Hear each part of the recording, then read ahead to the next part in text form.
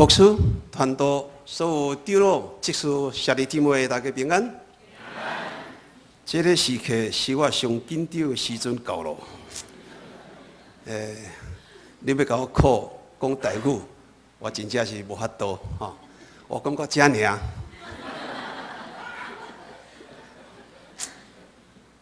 假使上帝会当甲我为我老母的腹肚生出来一摆，我一定爱做台湾人啊！我安尼都会上讲你的话啊吼，非常非常的歹势。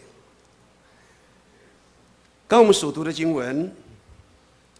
它告诉我们，就是在保罗在使徒行传20章35节说过这么一段话。他说：“我凡事给你们做榜样，叫你们知道应当这样劳苦，扶助软弱的人，又当纪念主耶稣的话说：施比受更为有福，施比受更为有福。”台湾基督长老教会的宣教史上，平地教会对所有原住民的教会都一直存着这一份基督的爱，关怀我们。让我们也一直从中不停地学习你们这份施比受更为有福的爱。在此代表原住民教会太鲁阁主教会以及本会建琴教会，在此深深地向你们献上感谢。我相信你们的爱和代祷，对我们的教会，对我们台湾所有原住民，提供了很大的精神上的鼓励。从实际上的物质的关怀、金钱的关怀和帮助，相信对我们的信仰，我们永远不会忘记。谢谢您给我们这一份的爱。在日本统治台湾50年当中，说实在，平地教会的牧师帮助我们原住民教会相当大的帮忙。在1945年，造成了台湾宣教时机对原住民教会而言，80%都能够成为基督徒。这不是空穴来风，是你们的帮忙，是你们的努力的宣教造成的结果。在此将所有的荣耀归给你们。今天牧师带着我们的诗班来到这里，除了向各位请求帮助以外，最重要是能够从你们的身上学习到你们的这一种爱，你们的服事，让我们非常的感动。刚刚我们所读的经文里面，1章第8节是我们最熟悉的上帝的命令，主耶稣基督的命令。它里面带着应许，也带着他的给我们的教导。他的命令我们就是要去使万民做我的门徒。他最好的应许、美丽的应许，就是刚刚我们所唱好多的诗歌，就是圣灵会与我们同在，圣灵会帮助我们，开启我们的心，让我们也甘心乐意走到世界各个角落，将福音传给需要的人。第二个部分在32节到33节，在这个地方我们可以看见初代教会，无论是使徒们，无论是信徒们，他们被圣灵感动之后，他们大有能力的见证主耶稣基督的恩惠，见证上帝的拯救。从这地方我们可以看见，没有一个人说他的东西是他自己可以拥有的。这份的精神一直到今天，教会经历了2000多年，一直到今天，我们仍然在不停的学习。说实在，我们原住民教会，说实在要帮助其他的教会，我们不是做不到，也不是没有做，实在我们的能力到目前为止还是非常的有限。所以我们必须要常常在我们经费很拮据的时候，很需要的时候，我们向上帝祷告。我们最好的朋友就是你们在座的大家。我们相信你们的爱，你们常常伸手关怀我们，谢谢你们。初代的教会也是一样，竟然有这样的信仰态度，我所拥有的一切不是属于我自己的，是上帝的，是要分享给许多人的。在雅各书，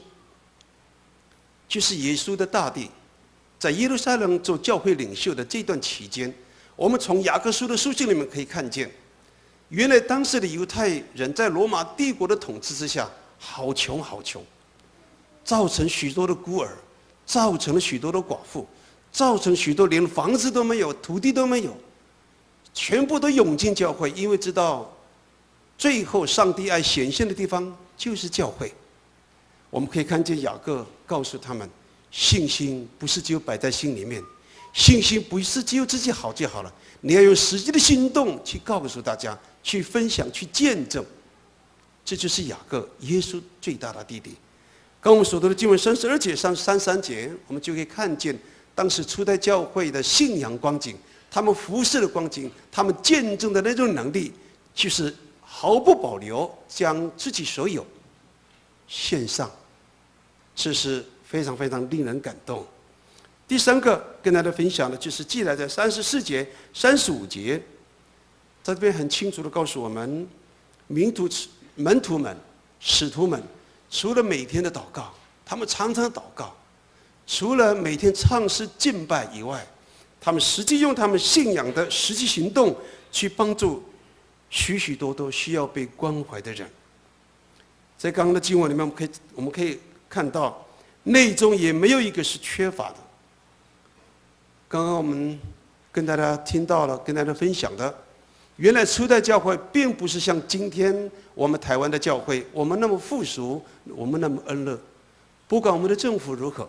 不管世界的环境如何，我感觉到我们长老教会的教会，包括我们原住民，真的非常的平安，非常的喜乐。但是从今天的经文里面，他告诉我们，教导我们，我们不要以此为满足，我们不要以此为乐，我们不要以此为真正的平安。倒是上帝要借着我们的喜乐，借着我们的平安，借着我们的富裕，我们更要分享给许许多多需要被关心的人。我们知道，自从日本发生了辐射的灾难之后，我们长老教会一直到今年，我们仍然不停地派我们的大专生都会去那边陪着他们，除了帮助他们重建家园以外，陪着他们祷告，也教导他们。